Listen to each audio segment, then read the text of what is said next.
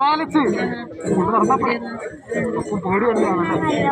പുത്രന്മാരെവിടെയും പോകുമ്പോൾ അമ്മമാർക്ക് സങ്കടം ഉറങ്ങാറിനാണ് അല്ലേ. ഭഗവാനിങ്ങനെ ഓടി നടക്കുന്നവൻ്റെ പുത്രൻ ഒന്നും ആക്കിക്കല്ലേ ചിന്തിക്കും. അങ്ങനെ ആക്കുവാ പുത്രൻ. ഭഗവാൻ അങ്ങനെ ചെയ്യുക.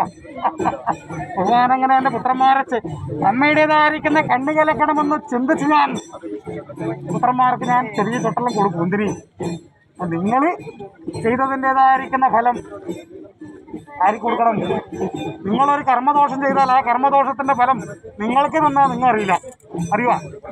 അത് പുത്രന്മാർക്ക് ചെറിയൊരു സങ്കടം കൊടുത്താലോ അന്നേരം നിന്റെ കണ്ണ് പറയൂലേ. അതുപോലെ അങ്ങനെ വരുത്തുന്നല്ല പറഞ്ഞു പോകാൻ. അങ്ങനെ തന്നാലേ നിങ്ങളറിയൂ അല്ലേ മാതാഹൃദയത്തിൻ്റെതായിരിക്കുന്ന അനുഭവം. അപ്രകാരത്തിൽ സങ്കടങ്ങളില്ലാതെ അല്ലലില്ലാതെ അലർച്ചയില്ലാതെ തൻ്റെ മക്കളോടൊപ്പം തൻ്റെ ഭവനത്തിനകത്ത് സന്തോഷമായിട്ട് ജീവിക്കാറുണ്ട്.